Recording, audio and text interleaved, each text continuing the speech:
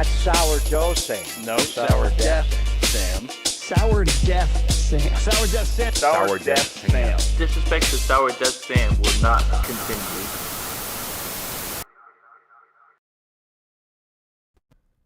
What's up, you fucking mangy marmots? Yes, sir. What's cracking? What's happening? You guys, we are on the heels of Halloween. Yes, sir. Yes, sir. Yes, sir. I'm not gonna lie, bro. This episode might get a little spooky. Yes,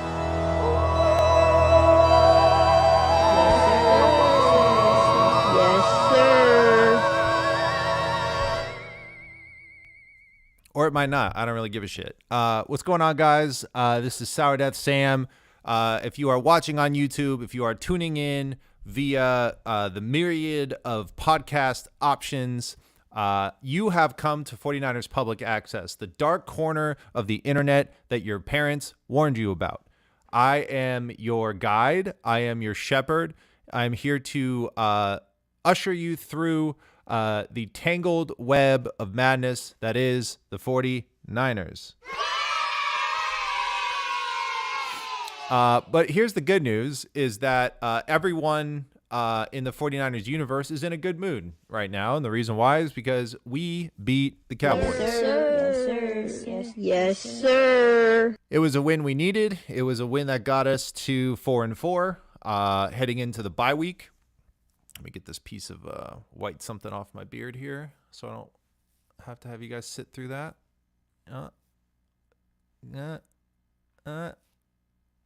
Good enough. Who cares?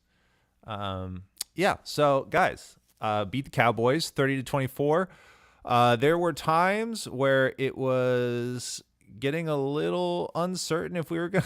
I'm gonna spend this whole fucking episode trying to get this white thing out of my beard, and if I don't, you're gonna just notice it the whole episode. I got it. Okay. So clearly, this was a game we needed to win. We have been on a seesaw of momentum this entire season. We get a win, then we end up losing. Then we get a win, and then we end up losing. And it's getting so hard to stand on business when we say that we're the best team in the NFC, or in Debo's words, the best team in the NFL, when we can't string together enough wins. Now, there have been a string of mishaps that have also gotten us to this point. To be fair to the team, we have lost a kicker to injury. We have been absent our red zone 10-man machine in Christian McCaffrey. And we have also found ourselves in a carousel of wide receivers, one of whom, the one we most recently paid, is unfortunately out for the season. And you know that that's hurting him. It's also hurting the team. And thus, here we are at 4-4 heading into the bye. I feel relieved to know that we have Christian McCaffrey in the wings, perhaps waiting to come in, which, by the way, we also have our fellows from Sprint Right Option in the wings. We've got Jason Aponte, Andrew Pasquini coming on the show real shortly. It's also nice to know that down the road, we've got Dre Greenlaw coming on, and that we have Ricky Pearsall, which is, we are waiting to see the results of sort of our first round pick, but so far we have been seeing compounding interest as far as his results are concerned. So we luckily have a bye to sort of marinate on a win, rejuvenate our optimism batteries, and we have to hope that when we face off against the Buccaneers, that we can continue to string together positive plays, that we can continue to string together a defense that at this stage, we just need it to be good enough to get the job done. And hopefully we can see contributions not only from our superstars such as Fred Warner, but also some of our rookies like Malik Mustafa, Renardo Green, to be able to help galvanize an identity on our team that I still feel like we are trying to put together. Jen Sweeney says, nice costume. Thank you. Hey, thank you. Yes, sir. Yes, sir. I am a Penguin. I also just voted. If you have not voted, go and do that. I think it's a good idea. You know who's not registered to vote because he's just busy doing other things? He's a good friend of mine. You got to give him credit. You got to give him some grace. His name's Kyle 5000. And he's my friend that I pay for. One of my friends that I pay for. Hey, Kyle, what's going on, man? Congratulations on the win. Obviously, it's the Cowboys, but nonetheless, we needed that one. Just checking in, buddy. How are you feeling? Jesus Christ, dude. If we didn't win that game, I was going to go fucking ballistic. Luckily, Dak doesn't have the chops to be formidable, and Jerry Jones just wants Mike McCarthy to twist in the wind until he can hire Bill Belichick. Yeah, I don't think you're wrong there, man. I can't speak to what Jerry Jones is or is not doing, but Dak certainly did not rise to the occasion. But I rose to the occasion of Halloween. You're not really a Halloween guy, but I mean, are you gonna dress up as anything, or what's your plan there? I'm not dressing up as a goddamn thing. Okay. You know, I'm gonna be in my house with the lights off, and I'm unwiring the doorbell so I don't have to hear these trick-or-treaters all fucking night. Okay. I just want to be in silence for once. A little dark. What the fuck are you, a penguin? Yeah, Kyle, I'm a fucking penguin, okay? Why don't you fucking lay off, you fucking robot piece of shit? All right, listen, I got Sprint Ride Option coming on the show. And those are my boys, Jason Aponte, Andrew Pasquini. You got anything nice to say about them? Nice. And the boys from Sprint Ride Option. Yeah. Love that pod. Tell them I say hey and happy Halloween, I guess. All right. Something nice, ladies and gentlemen. Kyle 5000. What a guy. Listen, as you know, I just voted, and I think it's time for me to step in the political arena. I'm gonna endorse a president right now, and the candidate that I am backing.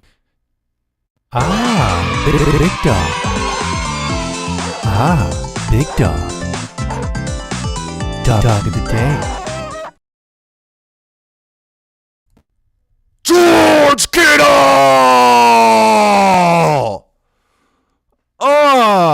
Yes, sir.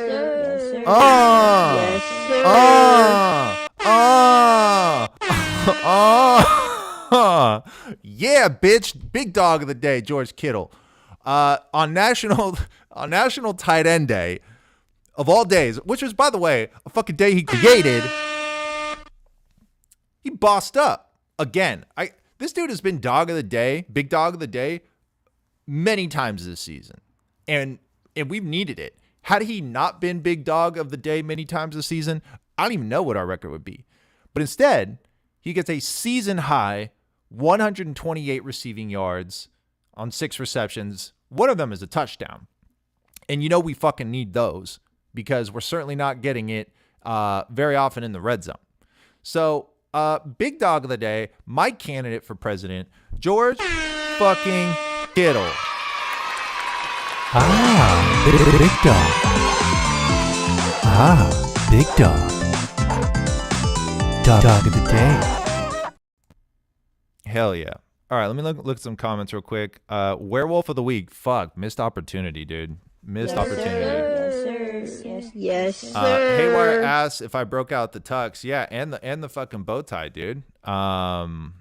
What's that guy's name with the? Actually, no, I can't associate with him. He was a Diddy associate. Scratch that. What was his name though? Just for the sake of conversation, I'm gonna figure it out. I'm gonna bring on my boys. They're gonna tell me. Fellas who are about to come on, when you come back on, tell me who is the fucking dude with the umbrella who always kicked it with Diddy, which, like, in retrospect makes it even weirder. I'm not going to go there. You know where I'm going to go? Fucking sports betting. Listen, Sourdeath Sam's $5 pick'em. Every week I throw $5 in the trash to entertain myself with a parlay. And this time I'm going to see if I'm going to win, but I probably won't. $5 gives me the chance to win over 1,000. That's crazy. I'm not gonna, but it's possible. The people I have on my list of possible people to get me over $1,000 for $5 is Amon-Ra St. Brown. I got him getting a touchdown. I'm always look, I'm also going for touchdowns all the time, so I'm just giving myself an uphill battle. Amon-Ra St. Brown got him getting a tutty. Devon Achane, tutty. Brock Bowers, tutty. Jaden Daniels, I got him throwing over 1 touchdown. Why not? Nick Chubb, I got him getting a tutty. Saquon Barkley, tutty. Marvin Harrison, tutty. Tank Dell, tutty. A bunch of tutty buddies. And if you want to stack up a bunch of hold on, I'm gonna get to that comment in a second. If you want a bunch of tutty buddies to win you over $1,000, have no fear. Sourdeath Sam is here. bit.ly/Sourdeath Sam. I'm begging a betting sponsor to sponsor this. I'm just doing this unbranded. I'm raw dogging this for the love of it. bit.ly/Sourdeath Sam. bit.ly/Sourdeath Sam. Look, you get your first deposit matched in bonus cash up to $1,000. Can you believe that? Imagine what you could do with $1,000 bonus cash. Crazy. So bit.ly/Sourdeath Sam. Wow. Okay. I need to bring this to everyone's attention. The person I was thinking of was Farnsworth Bentley. Bro, his legacy just feels extra weird in retrospect. So Yes, sir. Yes, sir. I'm just saying, bro, Farnsworth Bentley, rough times. Look, enough of my bullshit. I have friends to bullshit with, believe it or not. And I think I'm going to bring them on right now. Ladies and gentlemen, my bullshit buddies, let's bring them on right now. We got Andrew Pasquini. Hello. And we got Jason Aponte. What's up, everybody? Hello. My camera's not focusing, so that's great. Yeah, and Well, Jason looks a little choppy too. Yeah, I don't know. It looks good on my end, and I can hear everything good. Is that do I sound okay? Yeah, you sound good. That's all that matters. What's going on, right, guys? cool. Tell me. So first, we're having a little costume contest here. So hold on 1 second. We're gonna have a costume contest. If you want to participate, in the comments, just either hashtag Sam, hashtag Aponte, or hashtag Andrew. Okay, so hashtag Sam if you think my costume is the best. Hashtag Aponte if you think Jason's costume is the best. And hashtag Andrew if you think Andrew's is the best. So now let's introduce these costumes. So, Andrew, I'll let you go first. Who are you? I am former Detroit Lions head coach Matt Patricia. Yes, sir. It was a bit of the Sprint Red Option podcast has been going on for like 5 years now. And when we started, Matt Patricia was the Lions head coach. I drew a lot of comparisons for obvious reasons. White guy, beard, long hair. Figured this would be the place to line into the bit. Got the pencil in the ear too. So. Yo, super fire. Andrew, is it possible for you to turn up your mic at all? Yeah, I'll work on that. Yeah, we got someone in the comments saying they're having a hard time hearing Matt Patricia. We also have another guest here. Why don't you introduce yourself, Jason? I'm Game 6 Clay, just for the vibes. And I feel like things have like kind of been off between Warriors fans and Clay and everything. So I'm trying to mend that while, going through the emotions of a World Series game that should never be 5-5. Yeah, that's real. I'm sorry to drag you away from that. Maybe this is actually the therapy you might need at the moment. No, y'all gonna get to see me. You're gonna get to see me, react. But yeah, it's there's nothing that's gonna beat Matt Patricia though, dude. Like I can't believe it, Andrew. Like yeah, it's just so perfect, dude. Yeah. The only thing I was missing was the Lions hat, and I acquired a Lions hat, so we're here now. Wow. That's all I needed. I had the pencil, I just needed the hat. Dude, it's amazing how spot on this is. I think you just need to rock this tomorrow. Whatever you're doing for your day, just wear it. I promise you. You're gonna be a big hit, brother. I'm sure in Sacramento, California, Matt Patricia costume is gonna be a big hit. Everybody's gonna recognize Matt Patricia. I think people will get it. I think people will get it. I think so 100%. too. It's the pencils the giveaway. I would have been my comparison. I don't know if you guys watch What We Do in the Shadows. Yes. It's the episode where Laszlo Cravensworth is Jackie Daytona, and it's the toothpick. So like, I'm Andrew Pasquini, Matt Patricia. Oh, 100%. Andrew Pasquini, Matt Patricia. So it's that simple. It's funny because like when I saw you in the green room, I could only see the little thumbnail, and I'm like, man, I hope he's got the pencil. And I you, got the pencil. Yes, sir. Yes, sir. you came through. Yes, sir. All right, boys, we got a damn show to run. And the good news is we get to start off on a high note because we beat them boys. Following a 30-24 victory against the Dallas Cowboys, the 49ers reach a 4-4 record going into the bye week. What did you see? What did you like? What did you take away from the game? I just Oh, you rewatched go, the game you go. today. I'll go first. Thank you. You got this. I just rewatched the game this morning. I thought the Niners offense was actually really good. One of the things I took away Sunday, if you watched me and Jason on the Sprint Right Option podcast, is I talked about how not great the offense looked in the first half, and then turned it on to the third quarter. I rewatched the game. There was a lot of plays that the Niners probably could have had a lot more yardage, whether it's, one thing or another. I thought the offense looked really good. Purdy had a much better game than I thought he did after rewatching it. There was a couple throws that probably could have led to a few more yards here and there. Overall, I was really impressed with the offense and Isaac Guerendo as well. I was a little slow into the Guerendo train this season, but just rewatching that game this morning and seeing how quick he was out of he's in the category of he's too big to be that fast. And it's terrifying. And I kind of now wish we got to see 8 games of Isaac Guerendo and not Jordan. Obviously, Jordan Mason, fantastic running back. We love Jordan Mason. But now it's just kind of the curiosity of what 8 games of Isaac Guerendo could have looked like. Because he looked, once he became the feature back on Sunday, he looked really fucking good. And that's all you could ask for out of a Kyle Shanahan offense. Yeah, he had 14 carries for 85 yards and a touchdown, as well as 3 catches for 17 yards. Jason, when you were watching the game, I'm sorry, Clay, excuse me. When you were watching the game, Yes. What were your takeaways? What did you love as far as what you were seeing? No, and it just felt like that third quarter was as close as the 49ers have been to last season. Like, that's your glimpse right there. Like, if you're holding on to hope, it's like, oh, can they turn? It's like that quarter of football from Brock Purdy in the third quarter. It made you feel like, oh, this is one of those games where they just, last year everything was so easy. I think what I've learned about the 49ers is that everything's going to be hard. Everything. And we're not going to have these blowouts. Last year was relatively easy. We lose 3 games during the season, 4 games during the season. One of them doesn't even count. The rest of them, we pretty much walk away and win. And now this year, even just holding a lead just feels, much more anxious. And I hope that's like, everything's great with the reinforcements, but you have to fix things that can be fixed right there. And then the reinforcements should, because that's still going to cost you games if you play like that. But that's what the feeling is in the third quarter of what this offense can still look like. It's just they've got to figure out ways to not let people hang around for so long. Absolutely. I mean, it felt like a tale of two teams when you were watching that game. And the first half was not very encouraging, and I think once we got into the second half and they sort of started putting it together, it really started to feel like the we're so back meter was like cranking in the right direction.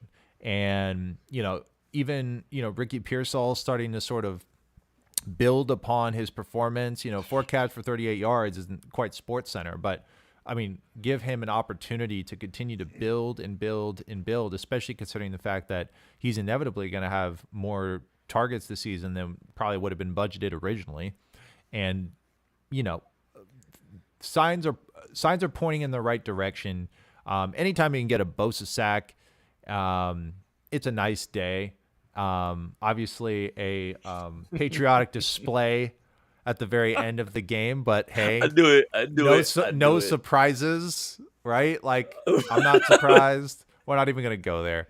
But I think what this game was so important because we needed to not go into the bye week with a sour taste in our mouth, and we needed to not go into the trade deadline with too many people asking us to sell players as opposed to us trying to regroup and coalesce as many people, if we can, reinforcements to be able to help hopefully get us to that next level. Yeah, and the win going into the bye week, I think it was Stats, Jason, correct? Stats had the tweet with all the numbers of Niners pre-bye, post-bye, and what that is It's pretty remarkable, and it's to me, it's almost, why can't they just do that an entire 17-game season? They teased it last year, starting 5-0, but then they had that 3-game losing streak going into the bye week that kind of made it a little weird. But yeah, it's just I don't want to say it because I don't think you could do this in football. I think in like basketball, you see a lot of teams that are like, hey, we're going to make the playoffs. There's 82 of these games. We don't need to really care for all 82. We're going to be in the playoffs as long. But it's almost as if that's the Niners and what they do. It's we know we're going to be one of the final 7 teams in the NFC, no matter how the first stretch of the season goes. So hey, let's spend this first 2 months and see what we look like. And that's the thing is, Jason, you mentioned the third quarter, and Sam, or Mr. Sam, sorry, you talked about the third quarter as well. I want to see that over an entire game, because that's what I felt like we got a lot last season, was a lot of very full games, and we haven't had that perfect Niner game where it felt like the entire game was good. We've seen glimpses of it. I think the closest we've had is the New England game, but even against New England, it's okay, well, was that a really good Niner team, or did they just play the Patriots? And so that's why that third quarter resonated so strong with me, is because that was the first time all year I felt like I was watching an elite 49ers team. And it was everything. It was getting the ball right out of the half, scoring a touchdown. It was forcing an interception, scoring a touchdown off of that interception. I think the count was 20 total plays for the 49ers in that third quarter compared to 7 for the Cowboys. And I guess with Jason being Game 6 Clay, it's like those old Warriors teams that won the finals, right? It was, yeah, Steph, Clay, and KD and all them, they would get the attention for the points they would score. But really what it would be, the defense would shut down everybody, and especially the third quarter Warriors, right? If you remember those teams, it's the third quarter Warriors where the defense suffocates a team. The Warriors offense scores a ton of points. That's what the Niners were doing all game on Sunday, or in the third quarter on Sunday, was the offense would score points, defense quick stop, and the offense can get back to work. And that's why you saw that 21-0 third quarter. Now, let's just not talk about the fourth quarter. I prefer to ignore it because it kind of took all those vibes away. But I need to see within maybe the first 3 weeks of the bye week of a game where the Niners play like they did in the third quarter, but over an entire game, because I need to see a full game from the Niners. Yep, 100%. Jason, any last thoughts on the Cowboys game before we move on? Yeah, Dallas fucking stinks. And I was never a doubt, baby. I don't want to hear that, and I'm still not gonna be like humble about it or whatever, because if it was going the other way, whatever, man, that's it. Y'all little bros, stop talking to us. You're not in our league, whatever. Like, don't stop bringing up these Cowboys games to me and acting like I'm not gonna be like Niners by 1 million. Like, kiss my ass, Dallas. Yes, sir. All right, let's hop over to the comments real quick, see if anyone's got anything to add. Penguin costume is showing a little too much neck. Bro, tell me about it. I feel like, at least give me like the taco meat. It's just like giving me open shoulder. It's ridiculous, dude. Fuck Spirit. Slutty penguin. Slutty penguin. Yeah, dude. Yeah. Dude. Look like a flapper over here. Let's see. Do they go to Cabo every bye week? That's a good question. I don't know. Probably. I feel like that's like their like bat cave. Jordan Elliott Sports, I know that guy, says the penguin on the left scammed me on Facebook Marketplace. Yeah, well, get your money up, bitch. What did he get your money up? Don't get played like a don't get played like a sucker, bro. Don't get played like a sucker, bro. All right. Please be specific. What are you gonna do? Reach out to the Better Business Bureau. All right. That electric bike was working when I sold it to you. Loser. Oh, all right. My God, dude. All right. That dude's such a nerd. All right, let's move on. All right, we are going to move on to a segment called Spooky or Sweet.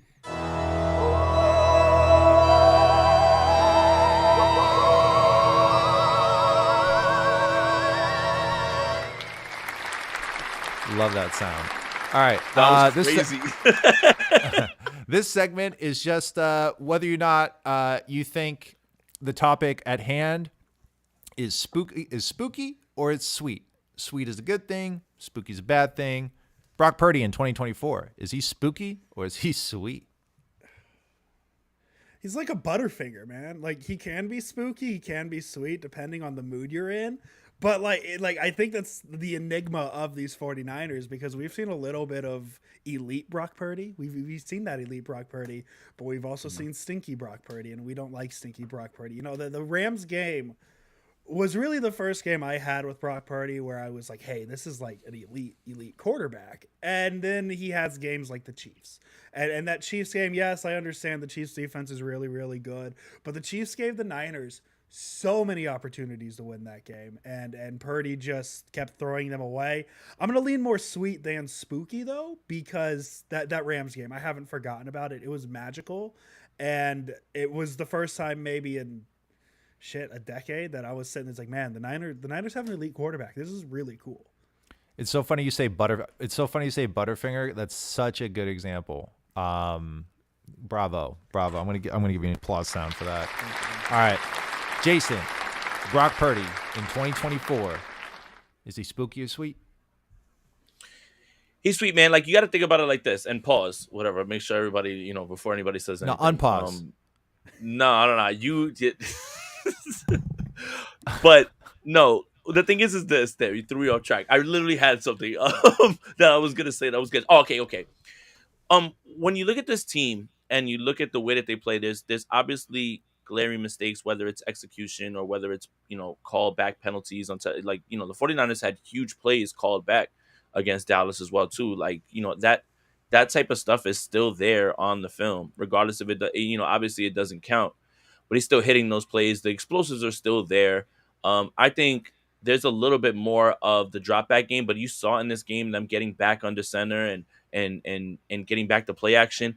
I didn't want them to strip the offense down. It just felt like just get back to basics, like get back to the things that, and then use Brock from there. It just felt like, you know, everything's out of the gun. Everything's like, you know, with him having a process right away. Like not that he can't, but it's just, hey man, you know, we built this city on fucking running the football and running play action off of that. Like, you know, like let's get back to basics at least this week, and then we'll see if we figure this one out. You know, when the bye week's done. Yeah. Well, I'm gonna go sweet, but kind of like Matt Patricia over here. I think I'm kind of trending towards like a candy that's solid, Yeah. but it's still not the one you're reaching for as number one yet. Wait, are we doing candy? Because then I can give you one. I just say peanut M&Ms. Fuck it. Yeah, give me Brock Purdy a candy from me. Yeah. Peanut M&Ms. And I think that goes overlooked because it's so steady and it's so good. Like, it's just, you know, like it's just there. And then like you could still have 100 of them and not have a problem with it. Peanut M&Ms is as rock solid as it goes. I'm going to go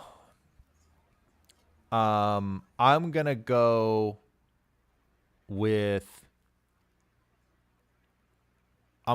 Laffy Taffy. Ooh. You know, because like Laffy Taffy is very clutch sometimes. And then there's also times where like what you needed was a Milky Way or a Snickers or a Reese's. But Laffy Taffy is kind of in its own lane. People often forget about it.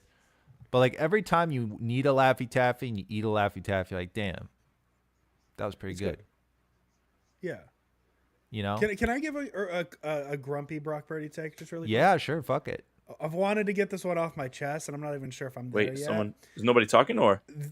No, we're talking. Can you hear me, Jason? I'm hear here. anything, Hello.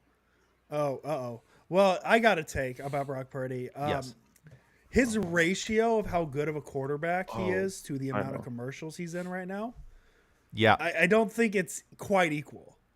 I think he needs to play a little better to correct the amount of commercials he's in on my TV. Bro, I just bought a fucking Toyota. I need you to be an all-star. You know what I'm saying? Like, I don't want to be driving around in a fucking, like, Pro Bowl alternate vehicle. Yeah. Okay? Yeah. Step it Needs up. to be an all-pro. Yeah, if I'm buying a John Deere, you need to be an all-pro. Hell yeah. Dude, thank you. Yeah. I'm glad you said that. I'm glad this is the perfect venue for this. Okay? Yes, sir. I got you. Audience Yes, agrees. sir. Okay. Next one. 2024 rookie class. Spooky or sweet? Jason, I'm going to start with you if you can hear me. I'm gonna take the no response as he Yeah. can't. So I'll step in. I'm going to go sweet. How can you not? Dominic Puny, what a pick. What a fantastic pick. He's been so solid, especially on an offensive line with a lot of questions. Malik Mustafa and Renardo Green stepping in. Patrick, you and I, we got the Renardo Green. We were in on that. All you need, if you're not sold on Renardo Green yet, you should be. But if you're not sold, go watch LSU versus Florida State week 1 last season and just watch his reps against Malik Neighbors. And that's sold. You're good on him. Ricky Pearsall, you're seeing touches here and there of how good he is. Obviously, the situation not great. Why we haven't seen him until week 8, week 9. Obviously, you want to see him on the field earlier. Things outside of your control. But then even too, you're getting some production from Jacob Cowing, Isaac Garendo. You get a little production. Obviously, last two, Tatum Bethune's been a special teams guy, but very, very sweet on the rookie for the 49ers. Yeah.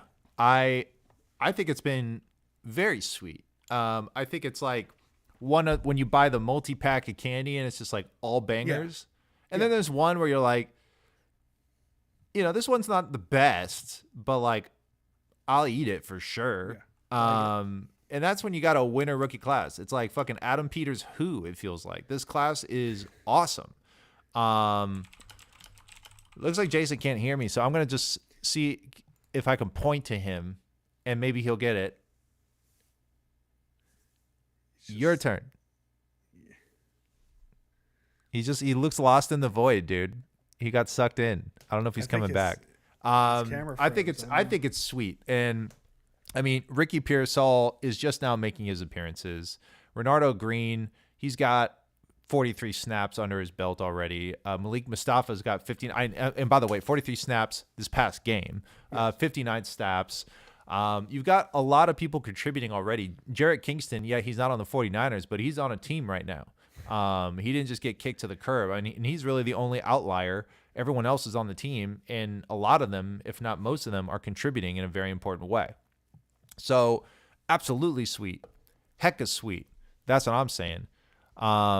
Let's go to, let me see. Oh yeah, by the way, if you're here, Ryan Reed's got the right idea. Go ahead and like this motherfucking stream. I think we got Jason back. Jason, can you hear us? Let me try Adam again. Maybe try Adam again. And he's gone. All right, we're going to move on to the next one. Last one on spooky or sweet. Chances of winning the NFC West. Spooky or sweet? I'm going to go spooky. And it's not necessarily the Niners' fault. It's more the rest of the NFC West's fault. And listen, I believe just as much as you sitting at home that the 49ers are going to win out the rest of the year like they've done every season. Jason, can you hear us? Hello? I believe you guys when you say that the Niners are going to win every game the rest of the season. Like that's just what they're going to do. But you look at the Seahawks, I don't know how concerned I am about the Seattle Seahawks. They're just always a team that are around. But then I watched the Los Angeles Rams against the Minnesota Vikings last Thursday. And that was the spookiest of spooks. Like, I didn't like it because we kind of got used to this Rams team without Puka, without Cooper Kupp. It got so bad they talked about trading Cooper Kupp.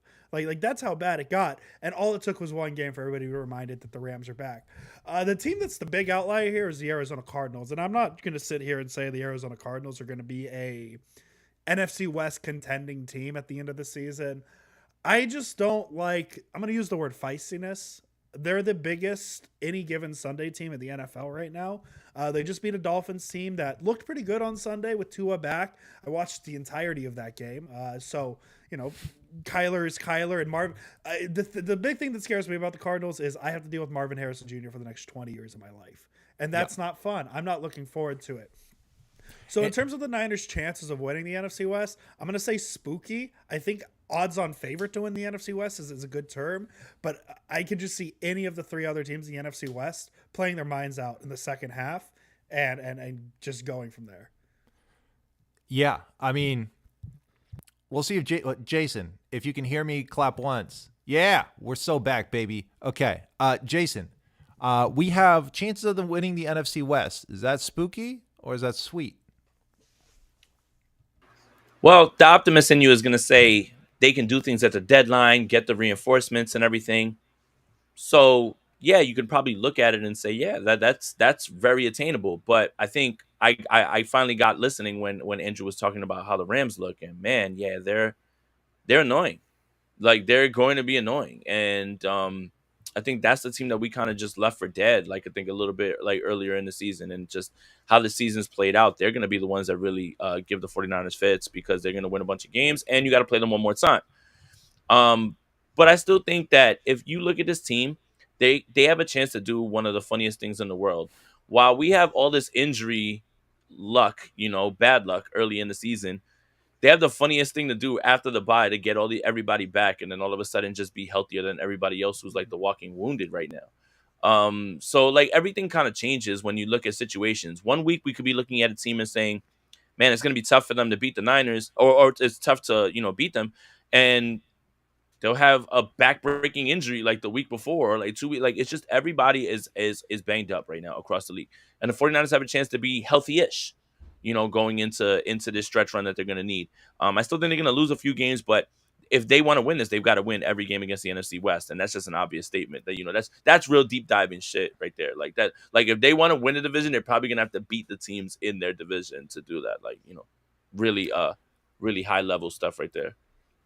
Absolutely. And by the way, for the record, I'm sure you already saw Yankees are up 6-5. Yeah, I'm watching. Our gift is also our curse in the sense that the NFC West is like a flat line. Everyone, it feels like, is 4-4. The only person who's not 4-4 are the Rams, and they're 3-4.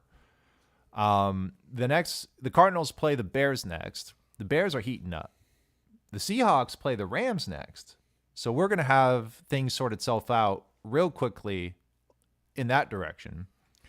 And if the Rams win, which honestly, they probably will.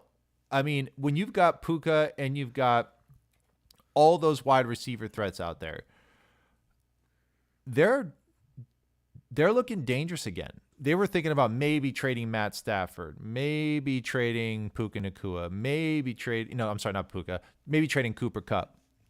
And now it just feels they're like, you know what? Actually, we're actually pretty happy. We're looking at the NFC West. We're looking at the weapons we have back right now. We're not so sold on the idea of selling. So all of a sudden the Rams are getting cocky again. I don't think they're going to be sellers at the deadline at this point. And the truth is, it's because the NFC West is a flat line. It's a gift because it means we've got a chance. It doesn't mean we're already out of the race on the bottom, trying to like work our way out. It's a curse because it means that we have to be on our game every game, and especially in these NFC West matchups. So the question is, spooky or sweet? Spooky, bitch. That's a real spooky situation. Hold on.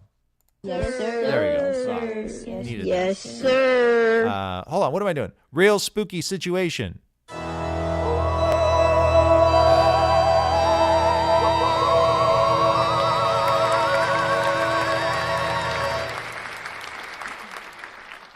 We got a trade deadline coming up. Let's talk about that.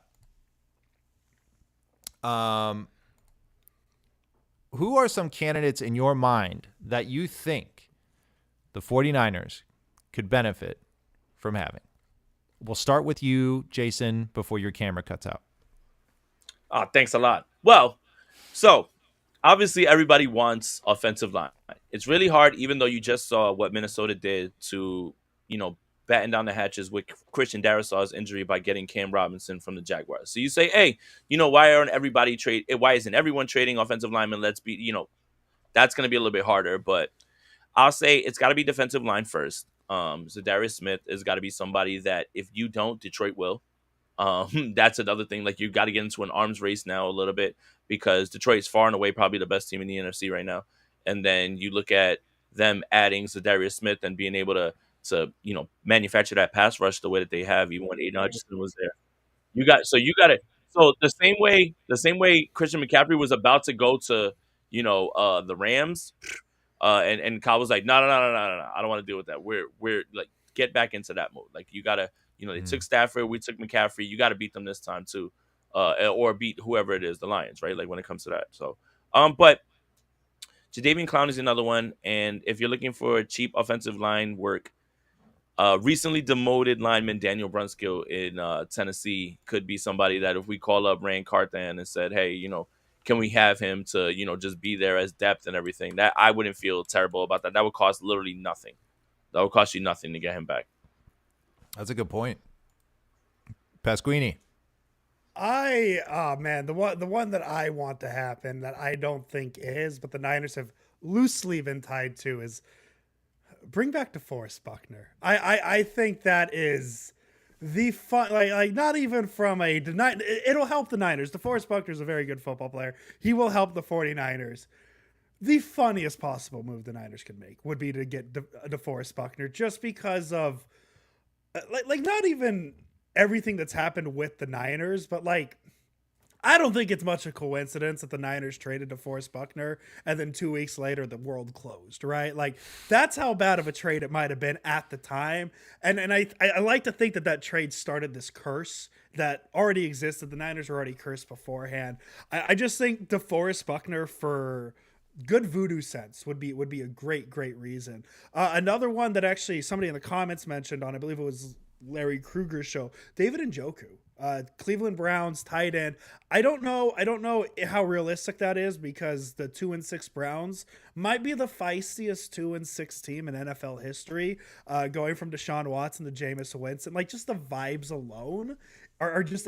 By the way, I looked into a Jameis Winston uniform yesterday because I might need one. Did you know NFL uniforms are going for $160 now? That is unbelievable. Yo, it's madness. It's madness, but I think David Njoku is a very interesting one, because I know Kyle Shanahan loves the 2 tight end idea, and we haven't really seen it work because the second tight end is usually a blocking, kind of like Eric Saubert this year. But I think with the Brandon Ayuk injury, you can have this 1 running back, 1 tight end, 3 receivers situation. I mean, I guess like 2 running backs, because Kyle Juszczyk has to get snaps. But you could have Kittle play out wide in the slot and have Njoku on the line. So I think if you want, I know a lot of people look at receivers, and now the receiver market's kind of been dwindled down, because apparently you could just get a receiver for a 6th round pick, and the Niners don't want to do that. So if you don't want to go a receiver, David Njoku is a very interesting one. And then the last one, because the Niners have been tied to him for 5 years now, Kendrick Bourne, because I love Kendrick Bourne. I was pro Kendrick Bourne when he was on the Niners, but and Jason, I see you shaking your head no, but I think it is the funniest thing that the literal second his contract dried, the ink that dried on the contract with the Patriots, the Niners were interested in trading for him.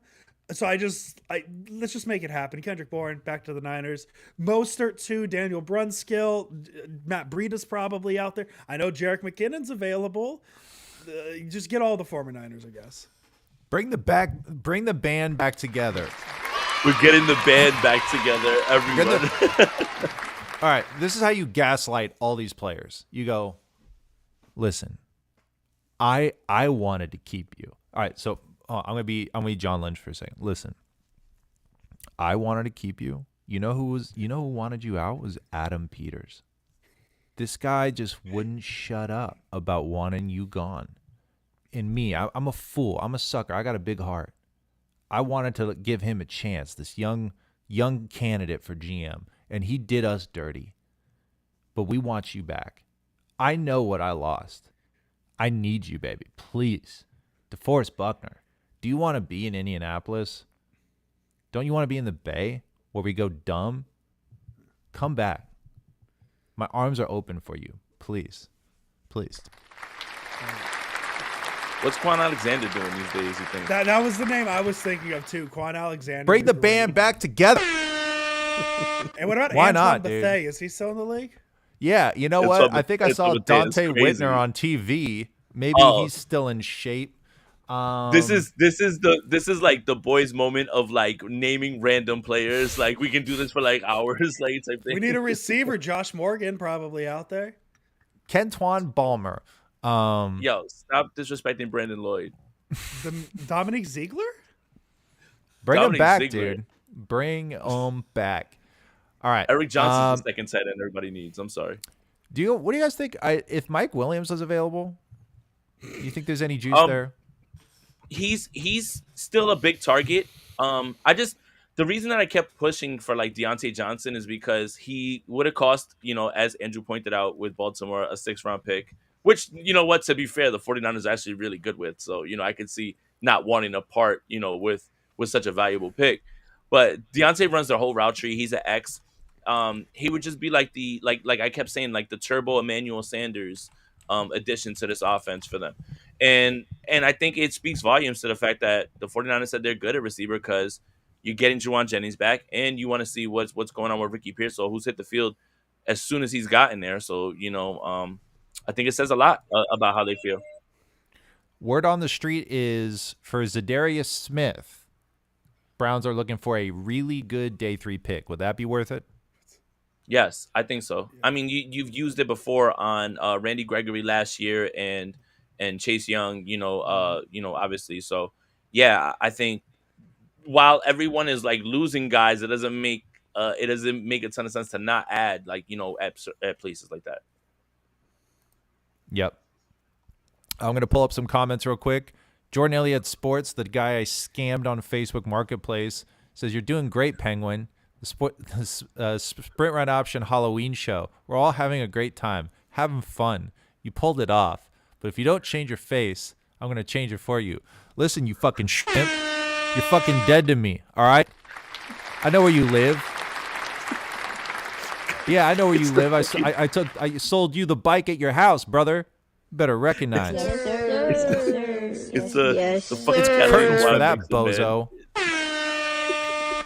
Friend of the show, Ashley says, "What's up, guys? Hey, Jason, how you feeling about tonight's game?" Presumably talking about Dodgers, Yankees. So far, so good. 6-5, right? That's so far so good. Actually, all bad, all terrible. But hey, man, I'm not here to talk about a fake sport. I mean, yeah, fake sport. Hell yeah. My audience hates baseball. Fucking bitch-ass sport, dude. Whacking fucking balls over a fence. Okay, buddy. I like overtime with Brian Peacock. You know it's a whack sport when you're fucking chewing tobacco and then like going to work, dude. Get a fucking real job, dude. Jordan Elliott's cool, but where's Malik Collins? All right. Such a good one. That's Hold such on, a yeah, good I gotta one. float this comment up. Hashtag not real, dude. So true. Bring back steroids. That's when baseball was really lit.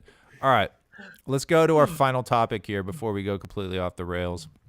49ers versus Buccaneers. Look, eventually we're gonna have to play football again.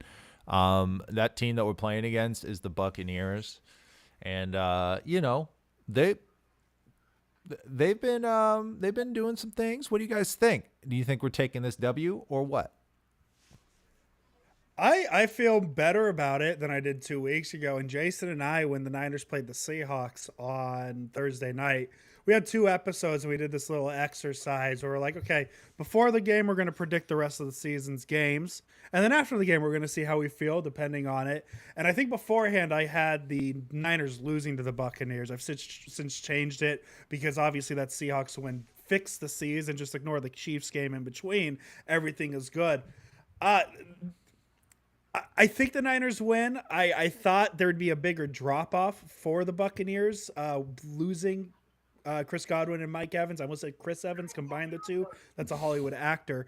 But they handled the Chiefs the Falcons pretty well last week, even without those receivers.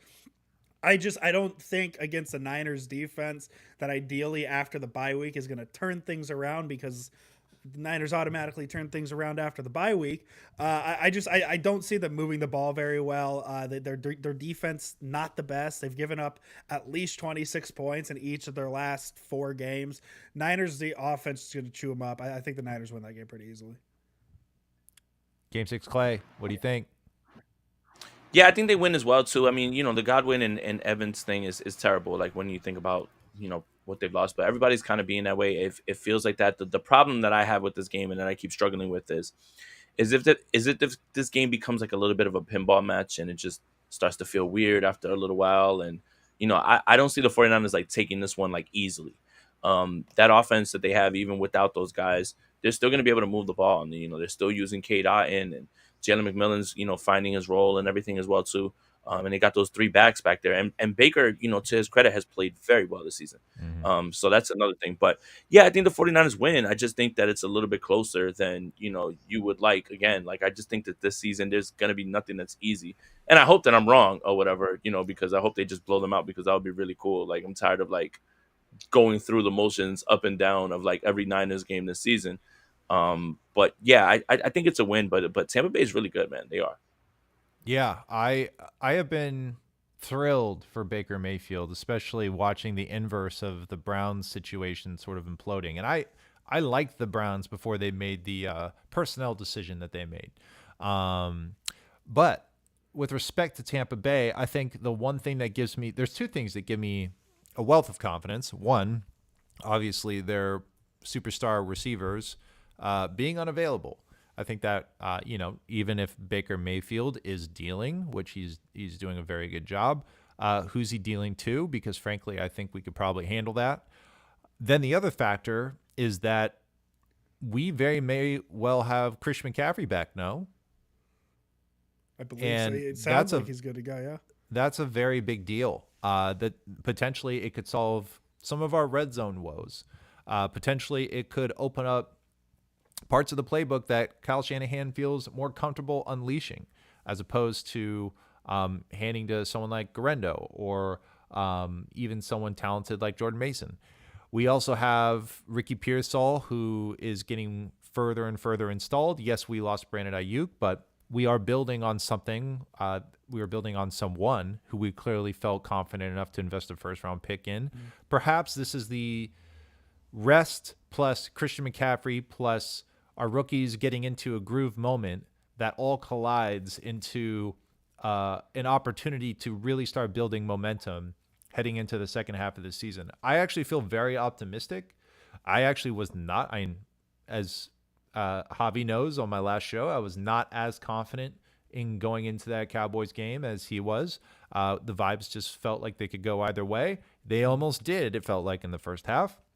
But I feel like with Christian McCaffrey back, with the losses of those receivers, with us hopefully building upon what we left behind after we played the Cowboys, I feel pretty good about this. I think we can get a win. It all just depends on if we can get the best out of Brock Purdy, if we can get the best out of the receivers we got in the field, and if Christian McCaffrey can keep doing what he was doing best, which was just being a legend on the field, either catching or running.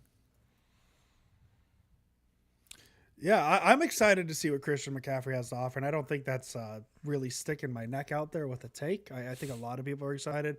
I'm curious of how much he fixes, right? Because I think the biggest thing that's broken without Christian McCaffrey is obviously the red zone offense. We saw a slight improvement on that against the Cowboys.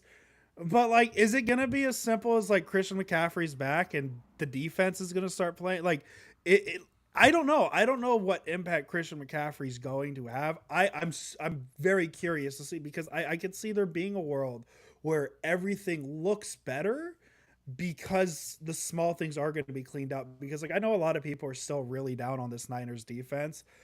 I've been more and more impressed with them every week. I think a lot of people learn the names of defensive coordinators and then just like to throw their name out there kind of unwarranted. I think Sorensen's really cleaned up these past couple of weeks.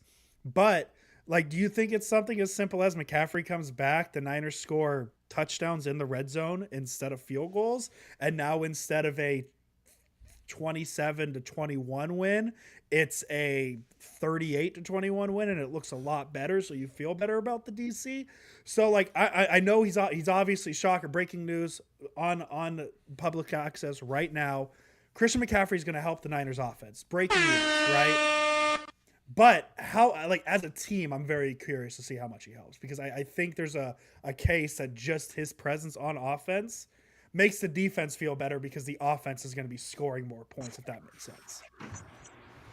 Jason, thoughts? Yeah, when you look at this offense, you're going to start to think that when McCaffrey gets there and all of a sudden everything starts to kind of fall into line, they were like, oh, that's what they were missing. But they've just been this close. Like, And what I mean by that is just the execution. You know, one step the wrong way, missing a block that's going to, like, you know, have a walk-in touchdown, or, you know, penalties. The 49ers are leading the league in touchdowns called back by penalties, you know. So it's the little stuff, the devil's in the details of how this team is going to be, you know, good. It's not everything, like everything isn't just players, right? Like I look at some of those losses and I don't think they were a Christian McCaffrey away from, you know, winning that game. It's the little stuff that they really got to clean up, and I think that's what they'll, you know, take from that. But it'll be hard because as soon as McCaffrey comes back and this offense starts getting all touchdowns, they're gonna say, yeah, you know, obviously it's McCaffrey, but they're kind of close, and I think that's what's been frustrating all year, is that it feels like they're right there, and there's little things that they can do to fix it. It's all in their doing to, like, fix it. Like, they can fix it. Hey, yo, you know who else comes back? Jake Moody.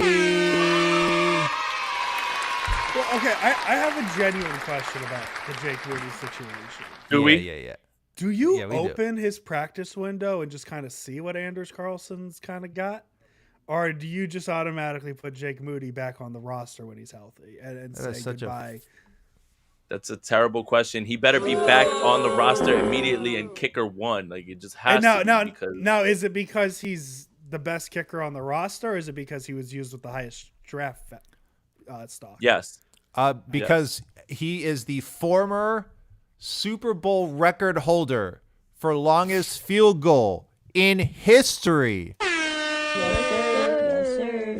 Yes, sir. What the fuck is that other bozo done? You're right. Mopped up back on reserve duty. All right, dude, salute your service. All right, time to let the big dogs in. Yes, sir. God, don't fucking Axel's got the fucking knows the vibes, dude. Tomato. Incorrect? Don't fucking tomatoes, dude. I thought did Moody go on? Did he not go on IR? Did I have my facts Nah, incorrect? man, because you could just get a kicker off the street to, you know, do the same thing or whatever. Like, you just keep running. Well, like, it's just like, then don't open his practice window. There is no practice window to be open. Jake Moody's the kicker the rest of the season. I apologize. You can get people off the street to do a lot of stuff. It's pretty cool. Oh my God. All right. Time for affirmations.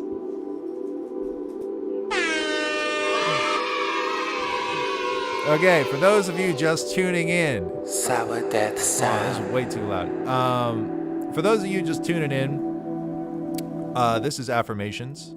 And affirmations is our opportunity to say nice things about people, encouraging things about people, and things you just don't see on the internet usually. We will go ahead and just dish out probably one each just for the sake of time.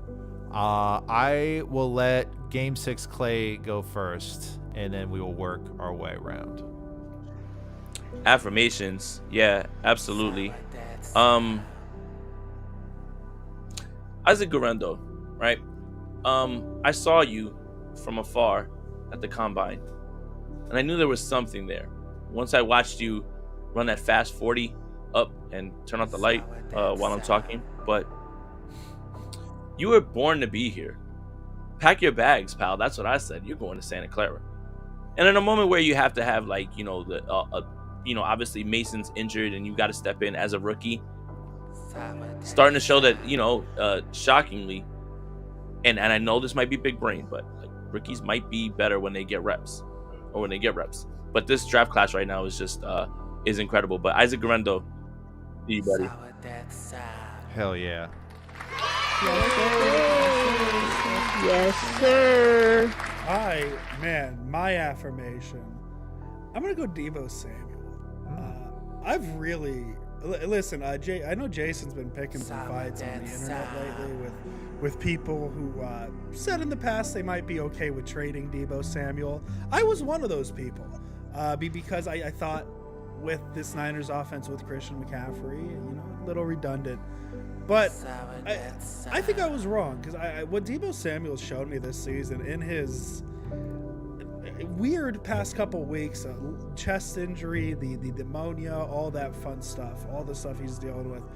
I was a little concerned with how he would step in with the injury to Brandon Ayuk because you still need a receiver one. And as cool as Ricky Pearsall is, and I know Jawan Jennings, a lot of people liked his performance against the Rams. Niners are missing receiver one right now. But Deebo Samuel, he's been my biggest complaint is anything past 5 yards downfield. He's not great as, but past couple games he's been pretty good stretching upfield vertically. So if the Niners can get a vertical Deebo Samuel, that'd be great. That would be great. So Deebo Samuel affirmations, I love it because he's one of the best players on the Niners, but feels like he's almost evolving a little bit these past few weeks. So I like it. Hell yeah. Yes, sir. Yes, sir. Big Debo fan over here. I've been waving the Debo flag even in the storms. Proud to say, he's just a dog, man. He's just another frequent dog of the day. Mine is going to go to Brandon Ayuk. I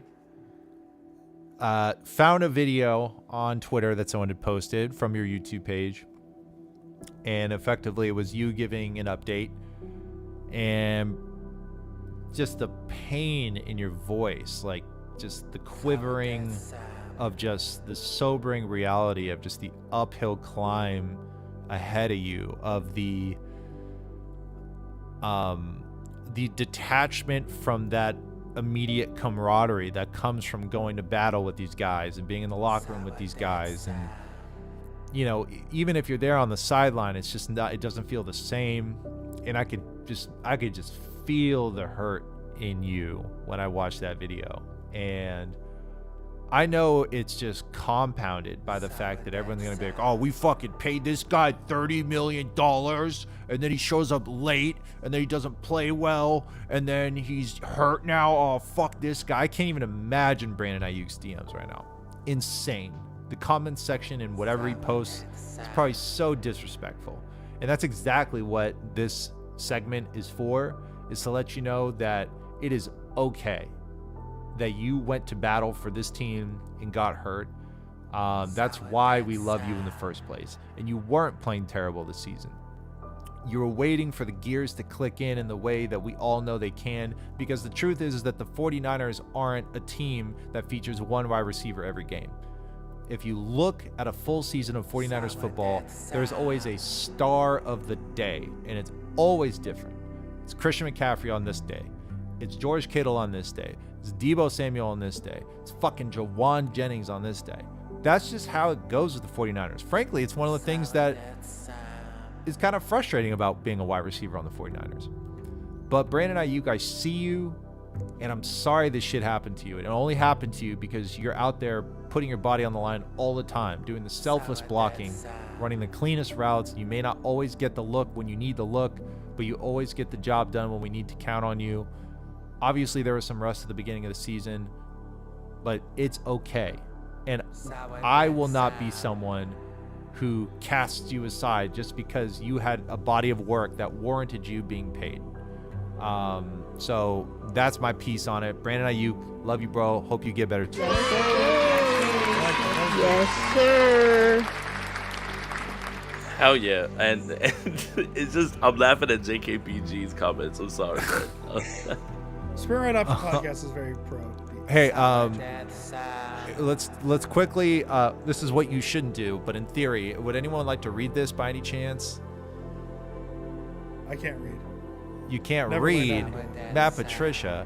All right. No.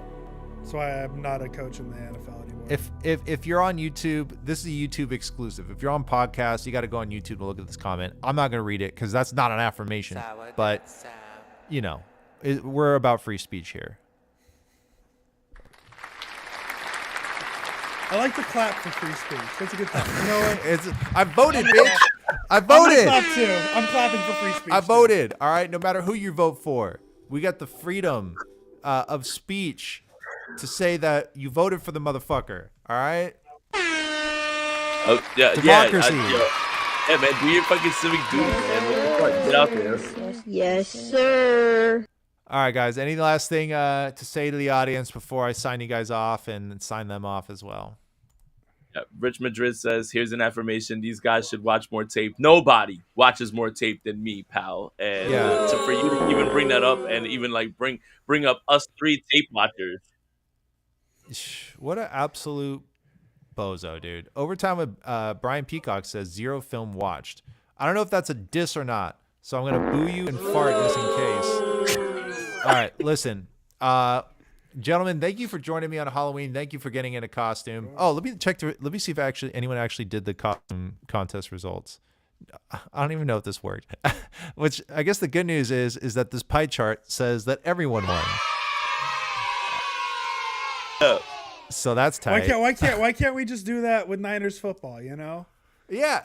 Ignore the score. The Niners won. Bro, if every game was a tie, I would be obsessed with football, like to another level. I mean, because then it's just about like how much fun everyone's having, and that's fucking sick. You know who'd be very pro ignoring the score and just saying the Niners won every week?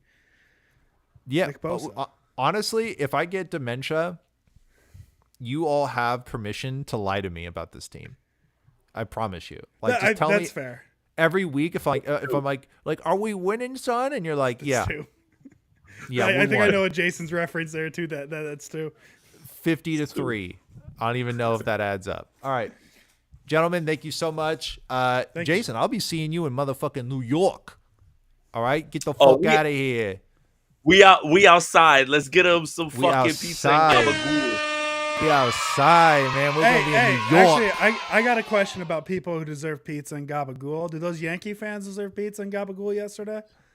Hey, whatever. You know, I think no, they didn't. They did not. And you know what? They deserve all of the slander they've gotten. There's no call for that in any way. And by the way, it doesn't matter. The bases are loaded, top of the 8th, nobody out for the Dodgers. The glove snatcher?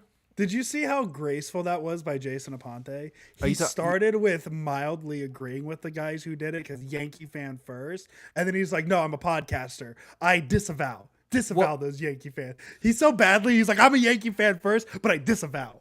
I'm agnostic. Anything that makes the game more interesting and chaotic, like I'm for it, especially if my team is not involved. I think I'm anti fans getting involved, but that was so different than anything we've ever seen. I'm almost for it, but I'm anti it actually. But like, is it so? Like, I'm anti that wink. Is that sort of? We will protect this house. That's what Under Armour said for the longest time, and that's just what the Yankees did. Yeah. Well, fair enough. Well, they won the game. If you had a chance to run onto the field and deflect a Patrick Mahomes pass, impact the game, one impact play, I would do it. Yeah, especially if I had like, yeah, it has to stand. If I had enough drinks in me, like if I had like a original Formula 4 Loco, dude, I'd be fucking original Formula 4. I'd be playing press coverage.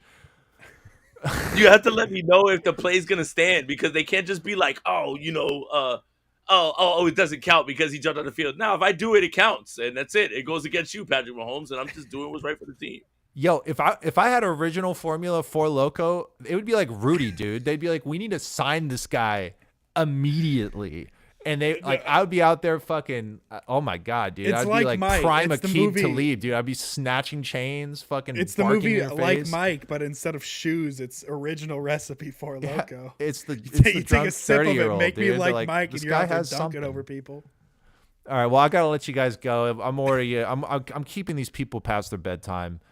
Ladies and gentlemen, Sprint Ride Option in the house, in costume, in the flesh. I'm gonna let you guys go. I'm gonna sign everyone off. All right, thank you very much for hopping on. All right, look, you stayed with me long enough. I will not keep you any longer. I am a penguin. I must return to my home. It is very far north in the pole region. It is melting, so make sure that you stop polluting so that I can keep my crib. So thank you very much for coming through. Love you all very much. And that's all I got. I'm going to be in New York. I'm going to have a great time with Jason Aponte. It's going to be a dope time, and very grateful for my guests for hopping on. Yes, sir. Yes, sir. I'll be seeing y'all Yes, soon. sir. I may or may not do a show next week. I'll let you guys know. I don't know. Maybe it's my bye week. Maybe it's not. No matter what, though, I won't be able to be there on Wednesday. That's the thing, because I'm flying back from New York. All right, so I'll let you know. I'll let you know in some shape or form, probably on Twitter. I don't really know. Anyways, thank you very much for hopping on. I'll see you guys soon. Fucking go Niners. Yes, sir. Let's get it. Yes, sir. See you later. Sir.